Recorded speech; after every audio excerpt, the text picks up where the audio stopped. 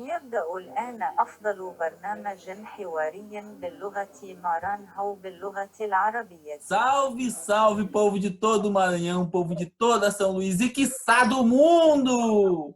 Começa hoje, não faz nem sentido, começa agora mais um Titira Show, o talk show maranhense que não faz o menor sentido, porque ninguém conhece as pessoas que estão conversando. E hoje eu tô com um cara que é muito meu amigo, que é o meu grande amigo tatuador, comediante e criador de plantinhas. Eu não sei qual é o nome disso, mas é ele, Laudo Salles. Fala aí, Laudo, como é que você tá? E aí, Gil? Rapaz, eu tô bem demais, cara. Eu já tô na terceira Bud Business, porque eu não faço propaganda, e eu já tô começando a ficar meio alterado. Então tá, Ah, legal.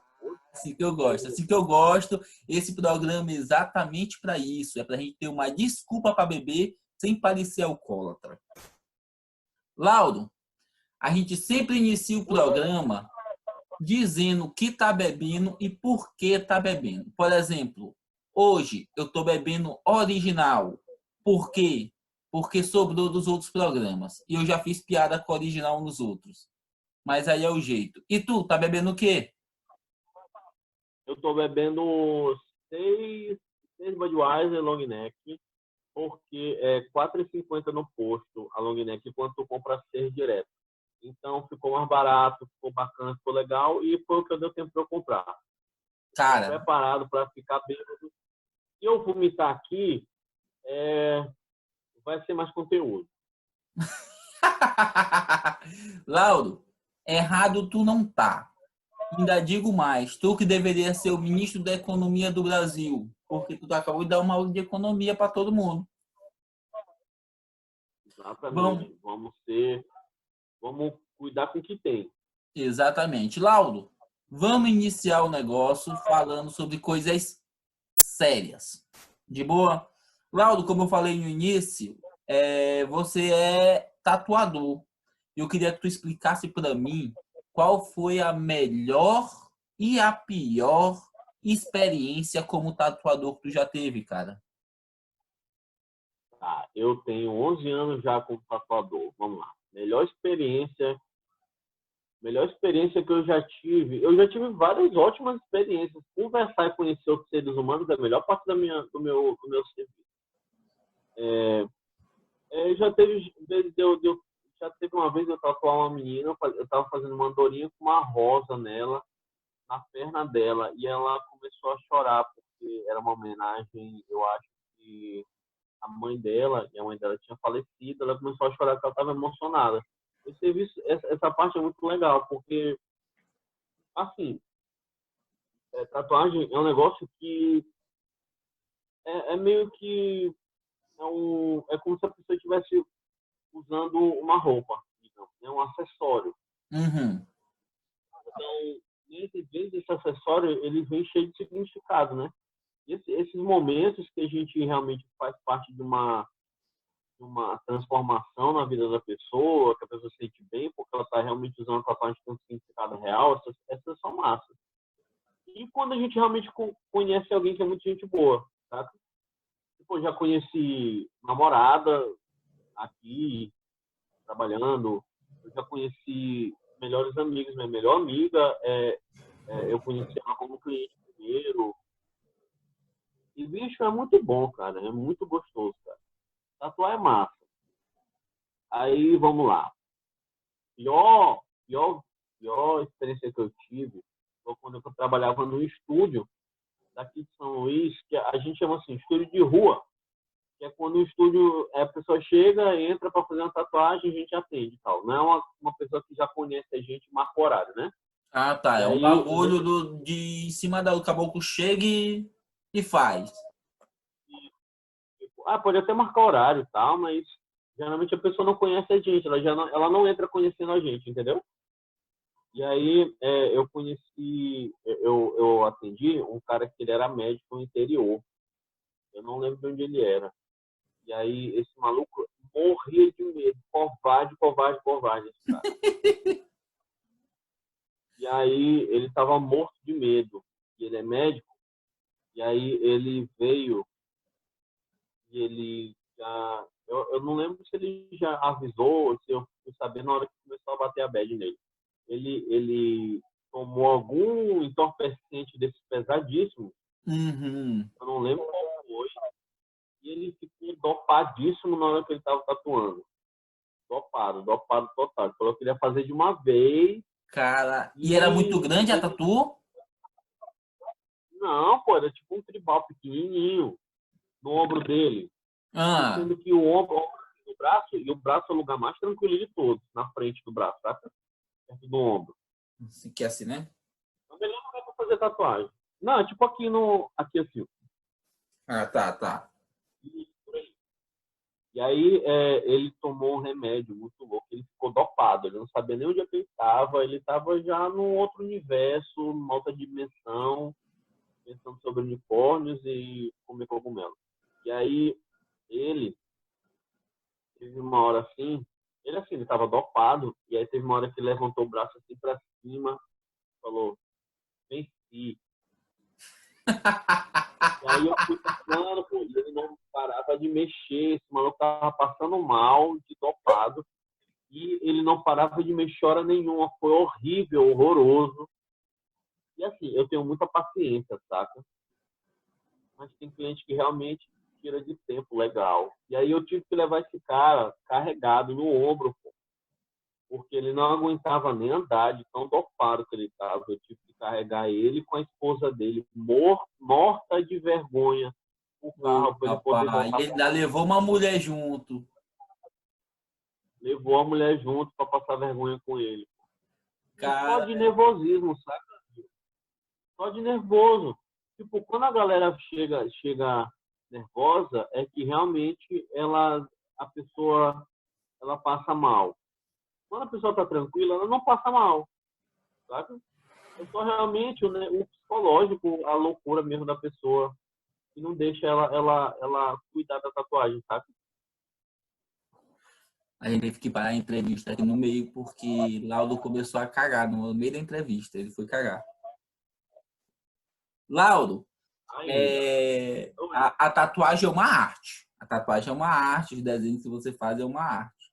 E assim como toda arte, os artistas passam por bloqueios criativos, mano. Tu já passou por uma parada dessa, bloqueio criativo? Eu passei por um bloqueio criativo, agora eu passei praticamente não, 3 meses, 3 meses praticamente sem desenhar. Eu desenhava É? assim para cliente e tal, mas comecei a ver como obrigação, sabe? Ah, tá. E aí eu comecei a fazer outras coisas, né? Gravar meu podcast, comecei a me envolver com humor, cuidar de planta, e aí eu fui começando devagarzinho. Mas depois que eu comecei realmente podcast, a começar a falar e expressar mais, e aí que eu comecei a me bloquear. Mas foi muito difícil. Eu acho que geralmente o bloqueio criativo ele tem muito mais a ver com a atual situação que a pessoa está, outras dificuldades que vão bloqueando essa nossa Que vão esse nosso atrapalhando a lado tua criativo. própria vida artística, no caso, né? Outras coisas influenciam isso. É porque assim, a arte ela tem que ser livre para a gente poder ir levando um caminho que seja produtivo, sabe? E quando a gente não consegue na nossa vida em um certo momento lidar com esse problema e voltar a ter um fluxo criativo, a nossa criatividade ela fica bloqueada. Eu acho que o bloqueio tem a ver com isso, com a gente ter que realmente parar para resolver alguma coisa, aprender, para a gente poder seguir em frente, saca? E eu passei por isso uns 3, 4 meses, basicamente. Eu fiz, tipo, uns 4, 5 desenhos em 4 meses, sendo que 5 desenhos é o que eu faço em 3 dias, saca? Então, para mim, faz uma diferença muito grande. Laudo, tu falou sobre se expressar, não foi? tu acha? Porque eu acho o seguinte, tu acha que o stand-up teve alguma coisa a ver com essa tua quebra do bloqueio criativo? Tu acha que o stand-up te ajudou? Porque normalmente o comediante stand-up, inclusive eu já até vi comediantes falando, que quando a vida tá muito boa é mais difícil, porque fica mais difícil de escrever. Aham. Aí tu acha que como tu tava num momento ruim da vida, tu acha que o stand-up, a tua escrita no stand-up, as piadas que tu criou, te ajudou a quebrar esse bloqueio aí? Eu acho que sim, porque pra gente, assim, ao mesmo tempo que o humor, ele não tá necessariamente falando sobre injustiça, tu fala uma coisa que te deixa injuriado, que tu quer reparar isso com alguma perspectiva que seja humorada, e tem humor no meio, sabe? Então ele fala, o humor, ele necessariamente fala também sobre justiça, sobre tu querer defender o teu ponto de vista, né? E, mas ao mesmo tempo, ele te leva a pensar de uma maneira diferente, sempre obrigatoriamente. Então é meio que uma resolução de problema, o humor. E até porque, assim, tem uma matemática, né? Uhum. Há uma economia de palavras, um jeito da gente falar certinho, uma maneira que a gente vai levar as coisas de um jeito que não foi levado antes. Tem meio que uma teoria que a gente ainda não conhece, é meio que pelo feeling, né? Tanto que cada um tem um jeito diferente de se expressar. E isso ajuda a tu pensar nos teus próprios problemas de um jeito que seja mais criativo, que tu quebre um padrão que tu tem todo dia, sabe? Pode Exercita crer. a tua criatividade no sentido de tu pensar diferente, sabe? Então eu acho que sim, teve muito disso para mim. E também a quarentena também ajudou muito em relação a isso, a ficar muito tempo parado, porque tem que parar e avaliar. Tá? Enquanto a gente está em movimento, a gente não está pensando muito, a gente está só Uhum. reagindo, né? Para pensar, a gente consegue mudar o nosso padrão de pensamento. E também ajudou demais. O humor me ajuda demais a encontrar caminhos que eu não estou acostumado, para eu poder até ter tipo, reações do público de uma maneira que seja diferente, que não seja esperado, entendeu?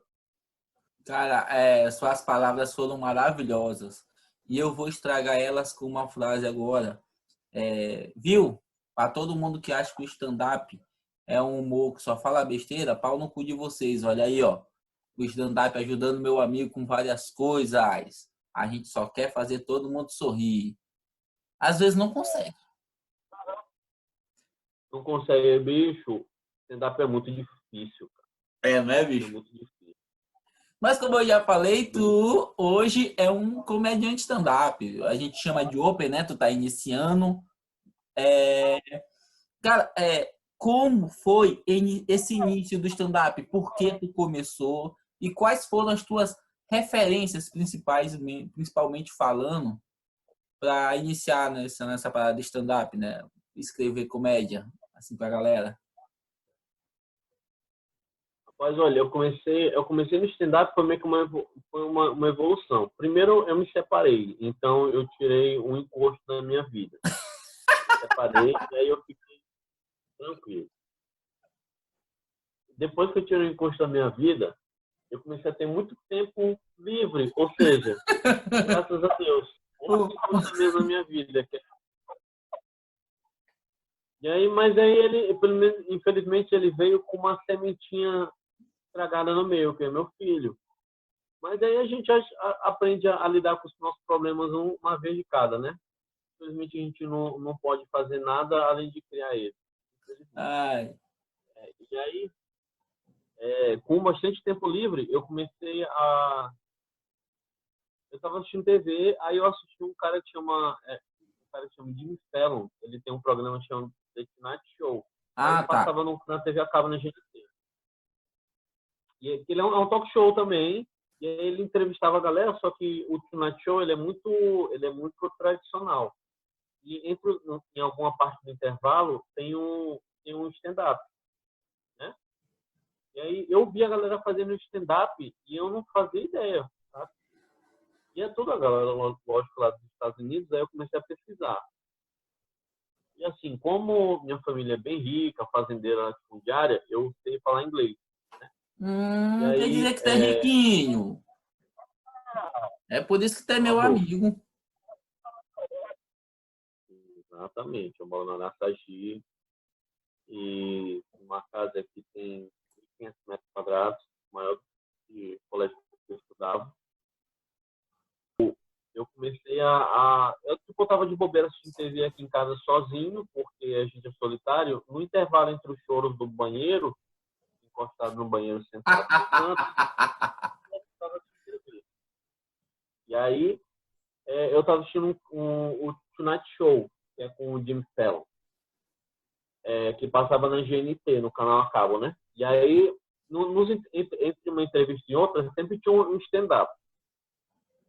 E eu nunca tinha conhecido stand-up mesmo desse jeito, ou então eu nunca tinha percebido. Aí eu comecei a pesquisar, a galera ia lá no Instagram da galera e começava a pesquisar.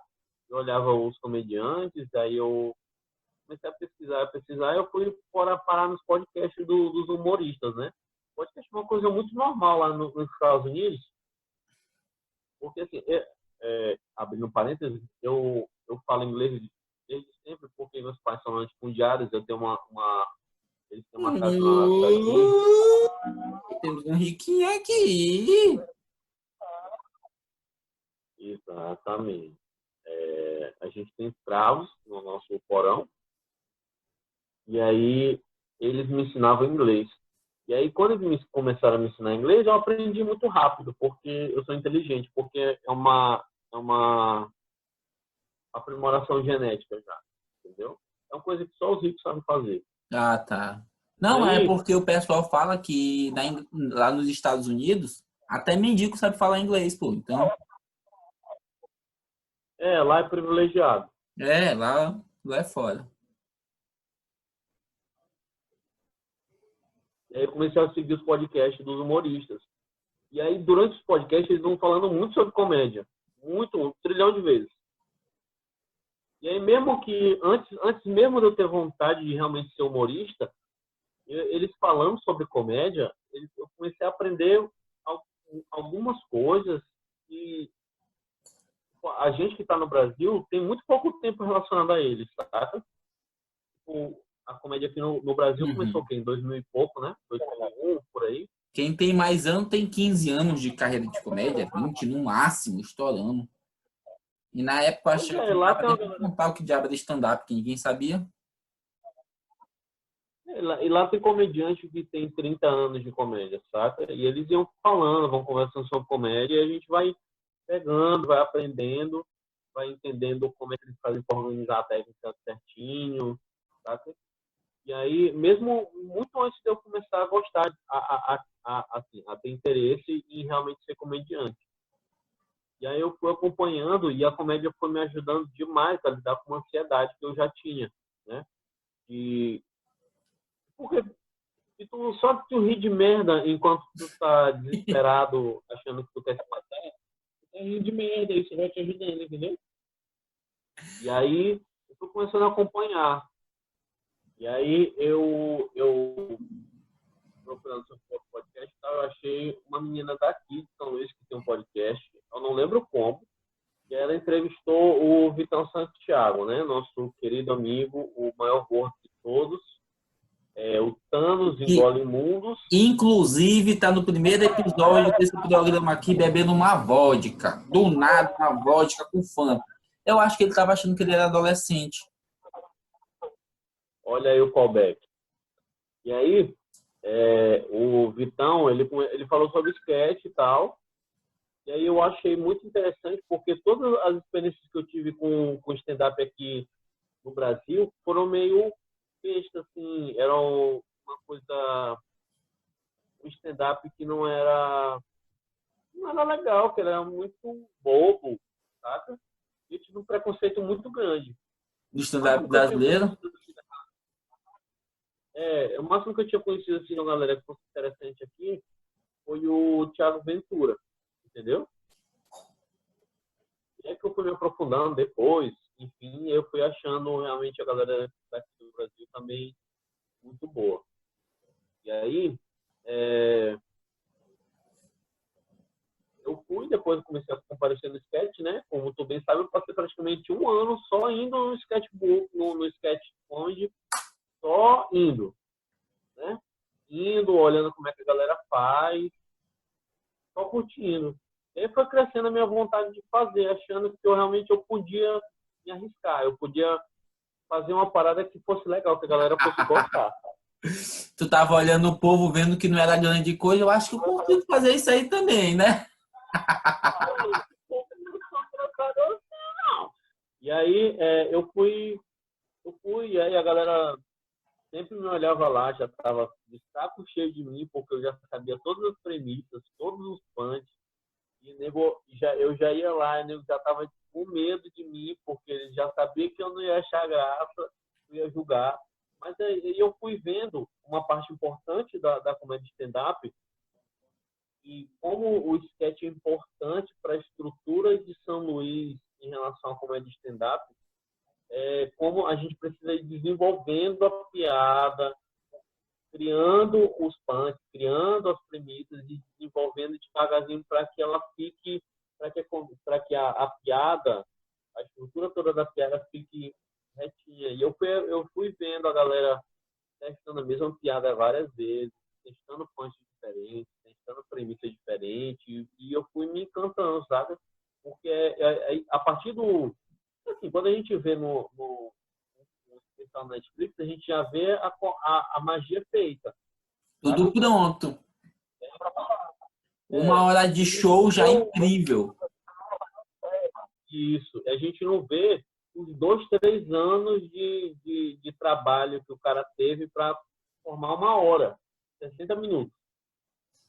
Sabe que, às vezes, 5, 10 minutos demora 2, 3 meses para ficar Ixi. pronto. É um trabalho muito grande, saca? E aí eu fui me encantando justamente com isso, com a realização de que a comédia é realmente um trampo, saca? E aí eu fui começando a ver que é meio que uma matemática, como eu tinha te falado, né? É uma matemática de você ter uma economia certa de palavras, você saber falar na hora certa tal coisa. E é muito, fui ficando cada vez mais intrigado com isso, entendeu? E tipo, e aí, ao mesmo tempo, mesmo que eu sabia a piada do cara do 0 ao 10, eu já Tu já quando o começava cara a chegava analisar no a piada, né? Mas e quando ele chegava no 10 e acertava o ponto certo, e aí que tu vê a magia mesmo do stand-up de verdade. que aí o cara pensa, E isso foi porra, me que encantando. foda.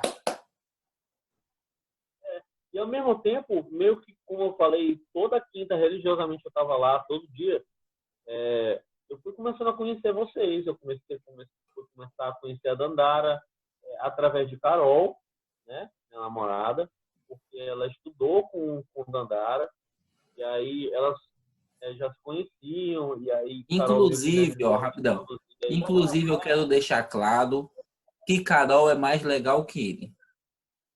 É a melhor Não, risada do mundo da comédia de Carol. Mas eu também te amo. não, assim, ó, Carol, ela é uma fonte de alegria eterna, ela ri de tudo, ela é uma pessoa maravilhosa, honesta, ela não mente sobre nada a respeito dela, ela é daquele jeito pronto para todo mundo. Já eu sou do mesmo jeito, só que para a parte negativa. Eu não gosto de ninguém, de rir, qualquer piadinha sem graça, eu não tô rindo, não espere de mim um amigo, que eu não sou, entendeu? E aí, vamos esperar aqui, você lá e eu aqui, e a gente tá tudo bem desse jeito. Infelizmente, eu sou desse jeito. Eu não sei o que Carol viu em mim, eu acho que foi outra coisa que não foi meu caráter. Ah, Como safado. Hum. É proporcional a essa E aí, barba, é? ela viu ali conta bancária mesmo que não foi. E aí, através dela que eu conheci Dandara e depois eu conheci Vitão. Aí teve um dia que eu fui na casa de Dandara, vamos fumar um? Vamos. E aí a gente foi lá, ficou conversando a madrugada inteira, até literalmente 6 horas da manhã. E aí que a gente virou amigo mesmo, de verdade. A gente foi conhecer um ao outro. E aí foi, cara. E, assim, conforme eu fui conhecendo eles, conforme eu fui conhecendo a galera daqui de São Luís, da cena, e eu fui falando besteira e a galera foi rindo, que eu fui começando, porque assim, uma coisa é tu fazer rir uma pessoa que não tem conhecimento de humor, de comédia. Tá? Outra coisa é tu fazer rir uma pessoa que sabe realmente o que é engraçado ou não. Tá? E aí que eu fui criando confiança para começar a me apresentar. E aí eu fui desenvolvendo umas piadas sem graça e foi começando a bater. Só que eu só assim, muito estranho, porque apesar de eu ter 5 ou 6 apresentações de stand-up, mas eu já me considero comediante, porque eu não consigo, já não consigo mais viver sem, saca? É muito estranho, pô. Eu não consigo mais me viver sem subir no palco, apesar de hoje em dia a gente estar parado, né? Mas não tem mais nenhuma possibilidade além de eu ir lá estar fazendo graça na frente dos outros. Impossível. Impossível. Cara, sabe o que eu acho? Eu acho que tu é um grande estudioso de comédia. É um estudioso como eu não sou. Eu acho que tu é um estudioso da forma que eu não sou sobre comédia. Tu veio pegando todos os pedaços. Sabe como é que eu comecei? Eu comecei porque eu sou professor de matemática e tinha uns alunos que falavam pra mim: "Eita, professor, você é engraçado de vez em quando o senhor dá umas tiradas engraçadas, não sei o que, não sei o que, não sei o que." Aí eu tive uma chance uma vez de subir no palco, contei umas piadas, o pessoal riu. E aí pronto. Foi mais ou menos isso. Mas, tipo, eu não consumia tanta comédia porque eu sempre fui apaixonado pelo stand-up. Eu não gostava de comédia cearense. Tomara que o pessoal do Ceará nunca assista esse vídeo, porque eles vão me xingar muito. Porque eu não gostava, porque eu achava sempre a mesma coisa. Saca? Sim, eu também. Aí quando eu vi o Muito stand-up, bobo. aquela coisa diferente, o pessoal fazendo de outro jeito, não tinha aquela papagaiada, o pessoal fazia a graça sem se mexer, só contando aqui, ó, paradão, sem precisar se maquiar, sem precisar imitar a mulher, sem precisar fazer nada. Achei incrível, bicho.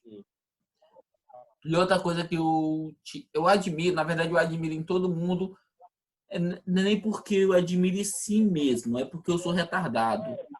É porque eu não consigo fazer, que é assistir comédia gringa, comédia de fora. Tem que ser muito bom para eu assistir, porque eu sou meio mongoloide e eu não falo inglês, né? Aí eu começo a assistir, eu esqueço que eu tô assistindo. Aí eu pego o celular, eu olho pro lado, eu olho pra cá, quando eu vejo tá o punch, tá todo mundo rindo, e eu fico assim, eita, eles estão rindo por quê? Eu esqueço que eu tô assistindo, eu não tenho foco, eu sou meio mongolzão, assim, nessas paradas.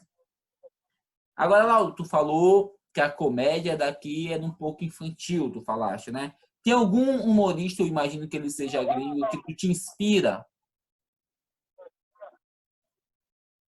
Tem. Vamos lá, deixa eu ver. Tem 2 caras. E eles estão nos 2 extremos.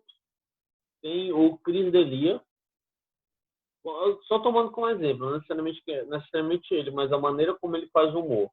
Tem o Chris D'Elia, e o Chris D'Elia, ele é um humor absolutamente retardado.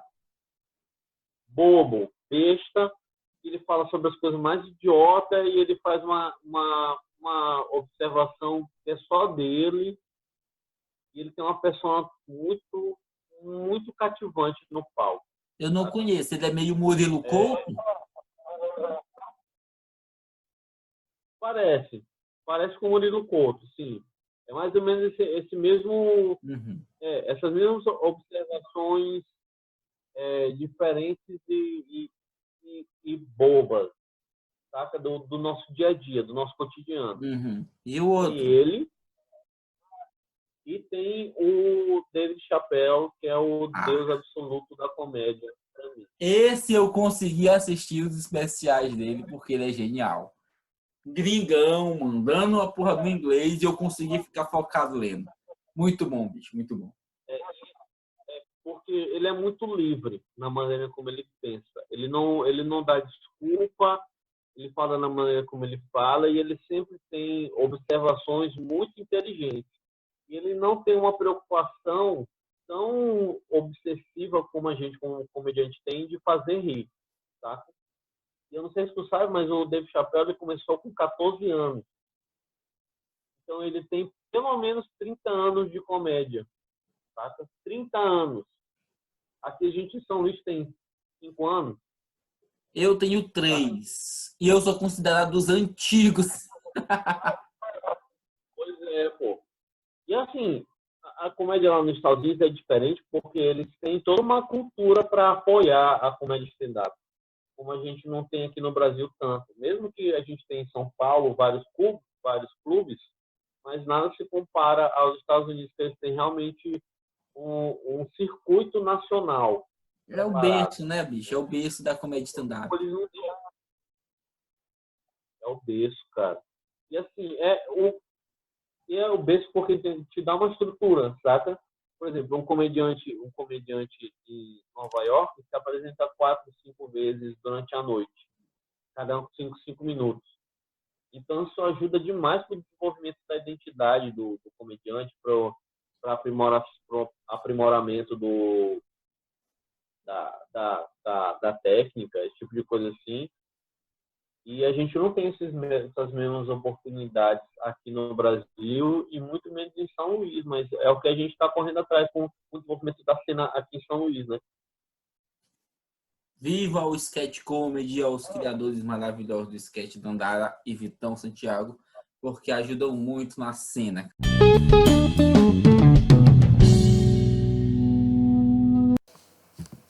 تابع إلى الحلقة التالية.